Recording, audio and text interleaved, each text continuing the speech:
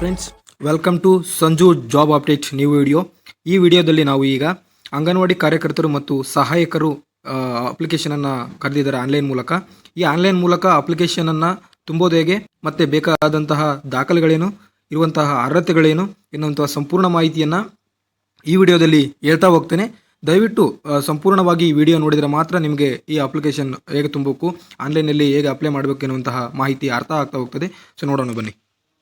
ಈಗ ನೀವು ನೋಡ್ತಾ ಇರ್ಬೋದು, ಅಂಗನವಾಡಿ ಕಾರ್ಯಕರ್ತರು ಎನ್ನುವಂತಹ ಮತ್ತು ಸಹಾಯಕರು, ಅಡುಗೆ ಸಹಾಯಕರು ಎನ್ನುವಂತಹ ಒಂದು ಅಪ್ಲಿಕೇಶನನ್ನು ಕರೆದಿದ್ದಾರೆ.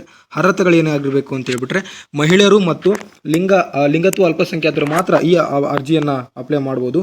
ಹಾಗೆ ವಯೋಮಿತಿ ನೋಡೋದಾದರೆ 19 ರಿಂದ 35 ವರ್ಷದ ವಯೋಮಿತಿ ಒಳಗಿರಬೇಕು. ಹಾಗೆ ಲಿಂಗತ್ವ ಅಥವಾ ವಿಕಲಚೇತನರಿಗೆ 10 ವರ್ಷಗಳ ವಯೋಮಿತಿ ಸೆಲೆಡಲಿಕ್ಕೆ ಇರ್ತದೆ.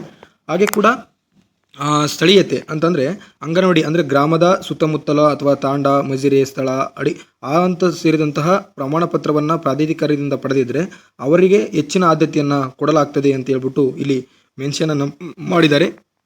ಅದೇ ಈಗ ನೆಕ್ಸ್ಟ್ ನೋಡ್ತಾ ಹೋಗೋಣ. ಅಂಗನವಾಡಿ ಕಾರ್ಯಕರ್ತರಿಗೆ ಇರಬೇಕಾದಂತಹ ಅರ್ಹತೆಗಳೇನು, ವಿದ್ಯಾ ಅರ್ಹತೆಗಳೇನು ಅಂತ ನೋಡೋದಾದರೆ, ಈಗ ನೀವು ನೋಡ್ತಾ ಇರ್ಬೋದು, ಕನಿಷ್ಠ PUC ತೇರ್ಗಡೆಯನ್ನು ಹೊಂದಿರಬೇಕು. SLCಯಲ್ಲಿ ಕಡ್ಡಾಯವಾಗಿ ಕನ್ನಡ ಅಥವಾ ದ್ವಿತೀಯ ಭಾಷೆಯಾಗಿ ಓದಿರಬೇಕು. ಅಂಗನವಾಡಿ ಕಾರ್ಯಕರ್ತರ ನೇಮಕಾತಿ ಸಂದರ್ಭದಲ್ಲಿ ಸರ್ಕಾರದ ಅಧಿಕೃತ ಸಂಸ್ಥೆಗಳಾದ DSERT ಇಂದ ECC ಡಿಪ್ಲೊಮಾ ಕೋರ್ಸ್ ಅಥವಾ JOC ಕೋರ್ಸ್ಗಳ NTT ಕೋರ್ಸ್ಗಳನ್ನು ಅಂಗನವಾಡಿ ಚಟುವಟಿಕೆ ಸಂಬಂಧಿಸಿದಂತಹ ಡಿಪ್ಲೊಮೊ ಅಂತ ಸರ್ಟಿಫಿಕೇಟನ್ನು ಪಡೆದಿರಬೇಕು ಅಂತ ಇಲ್ಲಿ ಕೊಡ್ತಾ ಹೋಗಿದ್ದಾರೆ.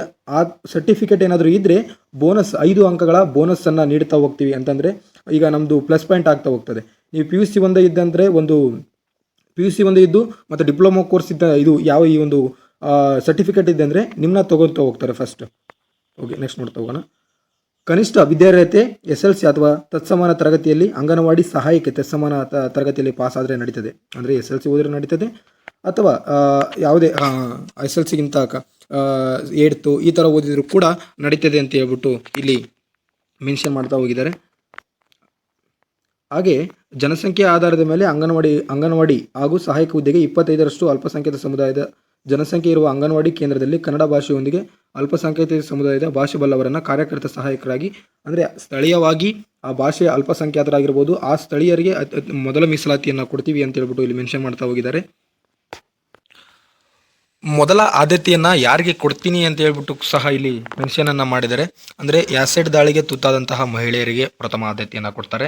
ಹಾಗೆ ಕೂಡ ಇಲಾಖೆ ಸಂಸ್ಥೆಗಳ ನಿವಾಸಿಗಳಾಗಿದ್ದರೆ ಕೂಡ ಅವರಿಗೂ ಸಹ ಮೊದಲ ಆದ್ಯತೆಯನ್ನು ಕೊಡ್ತಾ ಹೋಗ್ತಾರೆ. ಹಾಗೆ ವಿಧಿವೇಯರು ಕೂಡ ಈ ಒಂದು ಪ್ರಮಾಣ ಪತ್ರ ಇದ್ದಂದರೆ ಅವರಿಗೂ ಕೂಡ ಬೋನಸ್ 5 ಅಂಕಗಳು ಇರ್ತವೆ ಅಂತ ಹೇಳಿದ್ದಾರೆ.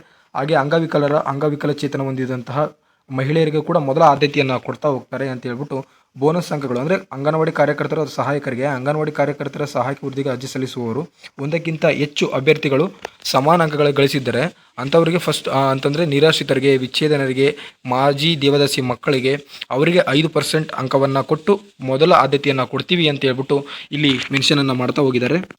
ಇದನ್ನು ಆನ್ಲೈನಲ್ಲಿ ಅಪ್ಲಿಕೇಶನ್ ಆಗಬೇಕು. ಆನ್ಲೈನ್ ಅಪ್ಲಿಕೇಶನನ್ನು ಬಯೋದಲ್ಲಿ ಲಿಂಕ್ ಕೊಟ್ಟಿರ್ತೀನಿ. ಆ ಲಿಂಕ್ ಮೂಲಕ ಡೈರೆಕ್ಟಾಗಿ ನೀವು ಅಪ್ಲಿಕೇಶನನ್ನು ಆಗ್ಬೋದು. ಅಪ್ಲಿಕೇಶನ್ ಬೇಕಾದಂತಹ ದಾಖಲೆಗಳೇನು ಅಂತ ಹೇಳಿದರೆ, ಅರ್ಜಿ ನಿಗದಿತ ನಮೂನೆಯಲ್ಲಿ, ಅಂದರೆ ಆನ್ಲೈನ್ ಮೂಲಕ ಅಪ್ಲಿಕೇಶನನ್ನು ಆಗಬೇಕು. ಹಾಗೆ SSLC ಮಾರ್ಕ್ಸ್ ಕಾರ್ಡು, ನಿಗದಿತಪಡಿಸಿದಂತಹ ವಿದ್ಯಾರ್ಥಿಯ ಅರ್ಹತೆಯ ಅಂಕಪಟ್ಟಿ, ತಹಶೀಲ್ದಾರ್ ಮೂಲಕ 3 ವರ್ಷದ ಒಳಗಿನ ವಾಸಸ್ಥಳ, ಅಂದರೆ ಆ ಪ್ರದೇಶದಲ್ಲಿ ನೀವು ವಾಸವಾಗಿದ್ದೀರಿ ಅಂತ ಹೇಳ್ಬಿಟ್ಟು ಒಂದು ದೃಢೀಕರಣ ಪತ್ರವನ್ನು ಮಾಡಿಸಿ. ಹಾಗೆ ಜಾತಿ ಪ್ರಮಾಣ ಪತ್ರ, ಆಮೇಲೆ ಜಾತಿ ಪ್ರಮಾಣ ಪತ್ರ, ನೀವೇನಾದರೂ ಮೀಸಲಾತಿಯನ್ನು ಪಡೆದಿದ್ದರೆ, ಅಂದರೆ ಪತಿ ಮರಣ ಹೊಂದಿದಂತಹ ಪ್ರಮಾಣ ಪತ್ರ, ವಿಧಿವೇಯರಾಗಿದ್ದಂತಹ ಹೆಣ್ಣು ಮಕ್ಕಳು ಇದಕ್ಕೆ ಪ್ರಮಾಣ ಪತ್ರವನ್ನು ತಗೋಬೇಕು. ಹಾಗೆ ಅಂಗವಿಕಲತೆ ಏನಿದ್ರು ನೀವು ಹ್ಯಾಂಡಿಕ್ಯಾಪ್ಟ್ ಇದೆ ಅಂದರೆ ಅವ್ರಿಗೂ ಕೂಡ ಒಂದು ಸರ್ಟಿಫಿಕೇಟನ್ನು ತೊಗೋಬೇಕು. ವಿಚ್ಛೇದನ ಆಗಿದ್ದರೂ ಕೂಡ ನ್ಯಾಯಾಲಯದಲ್ಲಿ ಆ ಒಂದು ಸರ್ಟಿಫಿಕೇಟನ್ನು ತೊಗೋಬೇಕು. ದೇವದಾಸಿಯರು ಮಕ್ಕಳು ಮತ್ತು ಮಹಿಳಾ ಅಭಿವೃದ್ಧಿ ನಿಗಮದಿಂದ ಆ ಒಂದು ಸರ್ಟಿಫಿಕೇಟನ್ನು ನೀವು ಕಂಪಲ್ಸರಿಯಾಗಿ ತೊಗೋಬೇಕು.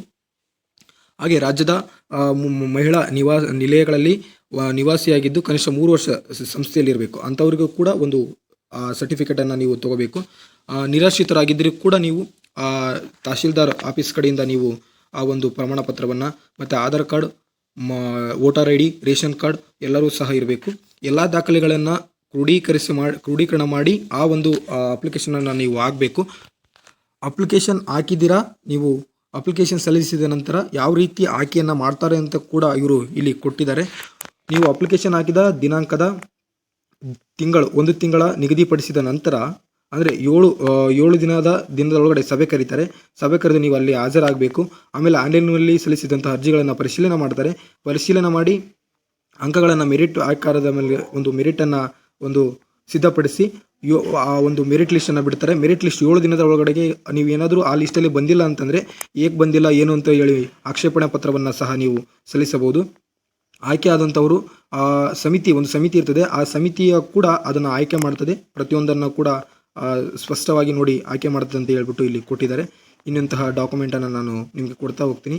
ಆ ಒಂದು ಸಮಿತಿಯಲ್ಲಿ ಯಾರ್ಯಾರು ಇರ್ತಾರೆ ಅಂತ ಹೇಳಿದ್ರೆ ಜಿಲ್ಲಾಧಿಕಾರಿಗಳು, ಮುಖ್ಯ ಕಾರ್ಯನಿರ್ವಾಹಕರು, ಇನ್ನೇ ಪ್ರತಿಯೊಂದು ಇಲಾಖೆಯಲ್ಲಿ ಒಂದು ಸಮಿತಿಯನ್ನು ಮಾಡಿಕೊಂಡು ಆ ಸಮಿತಿಯ ಮೂಲಕ ಪ್ರಸ್ತುತ ಈ ಒಂದು ಅಡಿಗೆ ಸಹಾಯಕ ಮತ್ತು ಸಹಾಯಕರು ಏನಿದೆಯೋ ಈ ಹುದ್ದೆಯನ್ನು ಆಯ್ಕೆ ಮಾಡ್ತಾ ಹೋಗ್ತಾರೆ ಅಂತ ಹೇಳ್ಬೋದು. ಅಪ್ಲಿಕೇಶನನ್ನು ಹಾಕೋದು ಹೇಗೆ ಎನ್ನುವಂತಹ ಒಂದು ಮಾಹಿತಿಯನ್ನು ಅಫಿಷಿಯಲ್ ನೋಟಿಫಿಕೇಶನನ್ನು ಈಗ ನೀವು ನೋಡಿದ್ದೀರಾ. ಅಫಿಷಿಯಲ್ ನೋಟಿಫಿಕೇಶನ್ ಯಾವುದಾದ್ರೂ ಏಜ್ ಏನಿದೆ ವಿತ್ ಪ್ರತಿಯೊಂದನ್ನು ನಾನು ಎಕ್ಸ್ಪ್ಲೇನ್ ಮಾಡಿದ್ದೇನೆ. ಆ ವಿಡಿಯೋವನ್ನು ನೀಟಾಗಿ ನೋಡಿಕೊಂಡು ನೀವು ಅಪ್ಲಿಕೇಶನ್ ಹಾಕಕ್ಕೆ ಸ್ಟಾರ್ಟ್ ಮಾಡಿ. ಸೊ ಈ ವಿಡಿಯೋದಲ್ಲಿ ನಾವು ಉತ್ತರ ಕರ್ನಾಟಕದ ಅಡಿಗೆ ಸಹಾಯಕರು, ಉತ್ತರ ಕನ್ನಡ ಇದೆಯಲ್ಲ, ಆ ಉತ್ತರ ಕನ್ನಡದಲ್ಲಿ ಅಡಿಗೆ ಸಹಾಯಕರು ಮತ್ತು ಟೀಚರ್ ಹುದ್ದೆಗಳನ್ನು ಕರೆದಿದ್ದಾರೆ. ಸೊ ಈ ವಿಡಿಯೋದ ಲಿಂಕ್ ಕೆಳಗಡೆ ಇದು ಲಿಂಕ್ ಕೊಟ್ಟಿರ್ತೀನಿ, ಡೈರೆಕ್ಟಾಗಿ ನೀವು ಇಲ್ಲಿ ಕರ್ಕೊಂಡು ಬರ್ತದೆ. ಸೊ ನೀವು ಈಗ ನೋಡ್ಬೋದು ಅಂಗನವಾಡಿ ಕಾರ್ಯಕರ್ತರು ಮತ್ತು ಮಿನಿ ಅಂಗನವಾಡಿ ಕಾರ್ಯಕರ್ತರ ಅಂಗನವಾಡಿ ಸಹಾಯಕರ ಹುದ್ದೆಗೆ ಅರ್ಜಿ ಸಲ್ಲಿಸಿ ಅಂತಿದೆ. ಇಲ್ಲಿ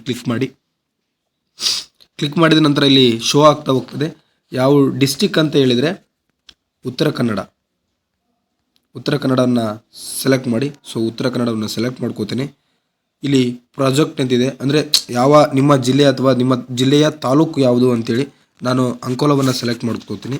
ಅಂಕೋಲವನ್ನು ಸೆಲೆಕ್ಟ್ ಮಾಡ್ಕೊಂಡ ನಂತರ ಅಂಗನವಾಡಿ ವರ್ಕರ್ ಆ್ಯಂಡ್ ಟೀಚರ್ ಅಂತಿದೆ, ನಾನು ಅಂಗನವಾಡಿ ಹೆಲ್ಪರ್ಗೆ ತಗೋತೇನೆ.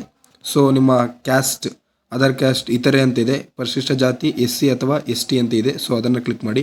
ನೀವು ಅಥವಾ SC ಅಥವಾ ST ಅಂತ ಕ್ಲಿಕ್ ಮಾಡಿದಂದರೆ ನಿಮ್ಮ RD ನಂಬರನ್ನು ಕೇಳ್ತದೆ. ನಿಮ್ಮ RD ನಂಬರ್, ಕ್ಯಾಸ್ಟ್ ಇನ್ಕಮ್ ಇರುವಂತಹ RD ನಂಬರನ್ನು ಸೆಲೆಕ್ಟ್ ಮಾಡಿ ಅದು ಸಬ್ಮಿಟನ್ನು ಮಾಡಿ. ಅದರಾದರೆ ಅದರ್ ಅಂತನ್ನು ಕೊಡಿ. ಸೊ ನಾನು ಸಬ್ಮಿಟನ್ನು ಮಾಡ್ತೇನೆ. ಸಬ್ಮಿಟ್ ಮಾಡಿದಾಗ ಇಲ್ಲಿ ನಿಮಗೆ ಶೋ ಆಗ್ತಾ ಹೋಗ್ತದೆ ನಿಮ್ಮ ತಾಲೂಕಿನ ಅಂಗನವಾಡಿ ಹೆಲ್ಪರ್ ಏನಿದಾರಲ್ಲ, ಆ ಹೆಲ್ಪರ್ ಅಂಕೋಲದ ರೂರಲ್ ಒಳಗಡೆ ನಿಮ್ಮ ಇದು ಊರು ಅಥವಾ ನಿಮ್ಮ ಸ್ಥಳ ಅಥವಾ ನಿಯರ್ ಬೈ ಯಾವುದಿರ್ತದಲ್ಲ ಅದಕ್ಕೆ ಹಾಕ್ತಾ ಹೋಗಿ. ನಾನು ಇದು ಕೊಡ್ತೇನೆ. ಇಲ್ಲಿ ಯಾವುದಾದ್ರೂ ಒಂದು ಇಲ್ಲಿ ಕೊಟ್ಟ ತಕ್ಷಣ ನಿಮ್ಮ ಸೆಲೆಕ್ಷನ್ ಮಾಡಿದ ನಂತರ, ನಿಮ್ಮ ತಾಲೂಕಿನ ಊರು ಸೆಲೆಕ್ಷನ್ ಮಾಡಿದ ನಂತರ ಇಲ್ಲಿ ಶೋ ಆಗ್ತಾ ಹೋಗ್ತದೆ. ನಿಮ್ಮ ಹೆಸರನ್ನು ಕ್ಯಾಪಿಟಲ್ ಲೆಟರಲ್ಲಿ ಈ 10th ಅಂದರೆ SSLC ಮಾರ್ಕ್ಸ್ ಕಾರ್ಡಲ್ಲಿ ಯಾವ ಥರ ಇದೆಯೋ ಸೊ ಅದೇ ಥರ ನೀವು ಹೆಸರನ್ನು ಇಲ್ಲಿ ಹಾಕ್ತಾ ಹೋಗಿ. ಇದಾದ ನಂತರ ಇಲ್ಲಿ ನೋಡೋಣ, ನಿಮ್ಮ ಡೇಟ್ ಆಫ್ ಬರ್ತನ್ನು SSLCಯಲ್ಲಿ ಯಾವ ಥರ ಇದೆಯೋ ಅದೇ ಥರ ಹಾಕಿ. ಇಲ್ಲಿ ತದನಂತರ ಅದು ಶೋ ಆಗ್ತಾ ಹೋಗ್ತದೆ. ಫೀಮೇಲ್ ಅಂತ ಹಾಕಿ. ಥರ್ಡ್ ಜೆಂಡರು ಕೂಡ ಇದಕ್ಕೆ, ಆ ಸಮುದಾಯದವರು ಕೂಡ ಇದಕ್ಕೆ ಅಪ್ಲೈಯನ್ನು ಮಾಡ್ಬೋದು.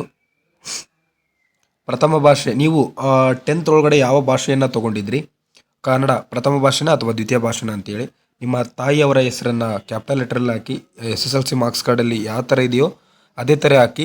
ನಾನು ಯಾಕೆ ಇದನ್ನು ಒತ್ತಿ ಹೇಳ್ತಾ ಇದ್ದೀನಿ ಅಂತ ಹೇಳಿದರೆ, ನಿಮ್ಮ ಡಾಕ್ಯುಮೆಂಟ್ ವೆರಿಫಿಕೇಷನ್ ಹೋದಂಥ ಸಂದರ್ಭದಲ್ಲಿ ಇದನ್ನು ನೀಟಾಗಿ ಅಬ್ಸರ್ವ್ ಮಾಡ್ತಾರೆ.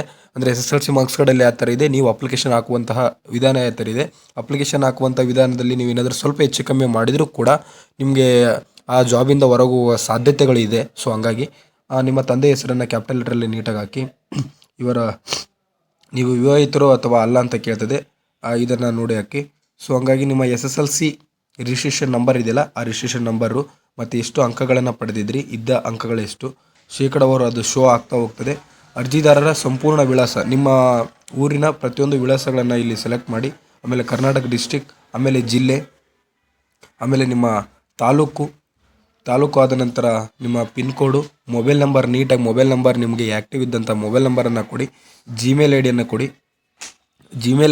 ಯಾಕಂದರೆ ಅವರು ಜಿಮೇಲ್ ಐಡಿಯಲ್ಲೇ ಜಾಸ್ತಿ ಕಾನ್ವೊಕೇಶನ್, ನಿಮ್ಮ ಯಾವುದಾದ್ರೂ ಜಾಬ್ ಆಗಿರ್ಬೋದು ಪ್ರತಿಯೊಂದು ಅದರಲ್ಲೇ ಜಾಸ್ತಿ ಕಾನ್ವೊಕೇಶನ್ ಮಾಡ್ತಾರೆ. ಆಮೇಲೆ ನಿಮ್ಮ ನಿವಾಸಿ ದೃಢೀಕರಣ, ನೀವು ಅಲ್ಲೇ ವಾಸ ಮಾಡ್ತೀರಿ ಅಂತ ಹೇಳ್ಬಿಟ್ರು ಇದ್ರ ಸರ್ಟಿಫಿಕೇಟನ್ನು ಬರ್ತದೆ. ಆ ಸರ್ಟಿಫಿಕೇಟನ್ನು ನೀವು ನಾಡ ಕಚೇರಿಯಲ್ಲಿ ಹೋಗಿ ಅಪ್ಲೈ ಮಾಡಿ ಆ ಒಂದು ನಿವಾಸಿ ದೃಢೀಕರಣ ಪತ್ರವನ್ನು ತಗೋರಿ. ಅದಾದ ನಂತರ ಈಗ ನೀವು ನೋಡ್ಬೋದು, ನೀವೇನಾದರೂ ಆ್ಯಸಿಡ್ ದಾಳಿಗೆ ತುತ್ತಾಗಿದ್ದರೆ ಅಂಥವರು ಕೂಡ ಸರ್ಟಿಫಿಕೇಟನ್ನು ಮಾಡಿಸ್ಬೇಕು.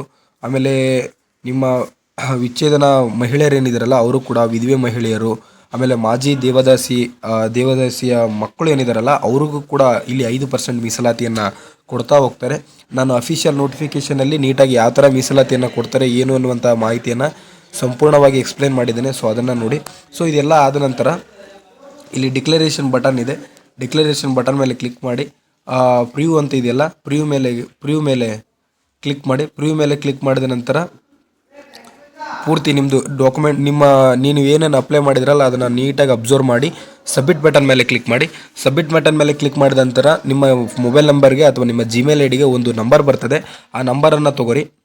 ಆ ನಂಬರನ್ನು ತೊಗೊಂಡು ನೀವು ಹಾಕಿರುವಂತಹ ನಂಬರನ್ನು ತೊಗೊಂಡು ಸೆಕೆಂಡ್ ಸ್ಟೆಪ್ ಏನು ಮಾಡಬೇಕು ಅಂತ ಹೇಳಿದರೆ ಈ ಭಾವಚಿತ್ರ ಇದೆಯಲ್ಲ ಇದನ್ನು ಕ್ಲಿಕ್ ಮಾಡಿ. ಕ್ಲಿಕ್ ಮಾಡಿದ ನಂತರ ನಿಮ್ಮ ಫೋನ್ ನಂಬರ್ಗೆ ಅಥವಾ ಜಿಮೇಲ್ ಐ ಡಿಗೆ ಒಂದು ಐ ಡಿ ಹೋಗಿರ್ತದೆ. ಆ ಐ ಡಿಯನ್ನು ಹಾಕಿ. ಐ ಡಿಯನ್ನು ಹಾಕಿದ ನಂತರ ನಿಮ್ಮ ಡೇಟ್ ಆಫ್ ಬರ್ತನ್ನು ಹಾಕಿ, ಇಲ್ಲಿ ಇಯರನ್ನು ಹಾಕಿ ಸಬ್ಮಿಟ್ ಬಟನ್ ಮೇಲೆ ಕ್ಲಿಕ್ ಮಾಡಿ. ಆ ಫೋಟೋವನ್ನು ಮತ್ತು ಸಿಗ್ನೇಚರ್ನ ಎರಡನ್ನು ನೀಟಾಗಿ ಅಪ್ಲೋಡನ್ನು ಮಾಡ್ತಾ ಹೋಗಿ. ಅಪ್ಲೋಡನ್ನು ಮಾಡುವಂಥ ಸಂದರ್ಭದಲ್ಲಿ ಫೋಟೋ ಸೈಜ್ ಏನಿರಬೇಕು, ಏನೇನು ಯಾವ ಸೈಜ್ ಇರಬೇಕು, ಯಾವ ಥರ ಸೈಜ್ ಅದನ್ನು ಕಡಿಮೆ ಮಾಡ್ಕೋಬೇಕು ಅಂತೇಳಿ ಒಂದು ವಿಡಿಯೋನ ಮಾಡ್ತಾ ಹೋಗ್ತೀನಿ ನೆಕ್ಸ್ಟ್ ಈಗ. ಓಕೆ. ಆಮೇಲೆ ನೀವು ನೋಡ್ಬೋದು ನಿಮ್ಮ ಕ್ಯಾಸ್ಟ್ ಇನ್ಕಮ್ ಆಗಿರ್ಬೋದು ಅಥವಾ ನಿಮ್ಮ ಆ್ಯಸಿಡ್ ದಾಳಿಯ ತುತ್ತಾದ ಸಂದರ್ಭದಲ್ಲಿ ಇರುವಂತಹ ಪ್ರತಿಯೊಂದು ದಾಖಲೆಗಳನ್ನು ಇಲ್ಲಿ ಅಪ್ಲೋಡ್ ಮಾಡಬೇಕು.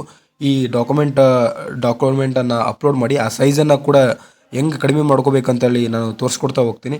ಸೊ ಇದಾದ ನಂತರ ನೀವು ಎಲ್ಲ ನೀಟಾಗಿ ಪ್ರತಿಯೊಂದನ್ನು ಅಬ್ಸರ್ವ್ ಮಾಡಿದ ನಂತರ ಅದು ಸಬ್ಮಿಟನ್ನು ಮಾಡಿ. ಸಬ್ಮಿಟ್ ಮಾಡಿದ ನಂತರ ನಿಮ್ಮ ಡಾಕ್ಯುಮೆಂಟ್ ಅಪ್ಲೋಡ್ ಆದ ನಂತರ ಇಲ್ಲಿ ಪ್ರಿಂಟ್ ಆಪ್ಷನ್ ಅಂತ ಬರ್ತದೆ. ಆ ಪ್ರಿಂಟ್ ಆಪ್ಷನ್ ಮೇಲೆ ಕ್ಲಿಕ್ ಮಾಡಿ.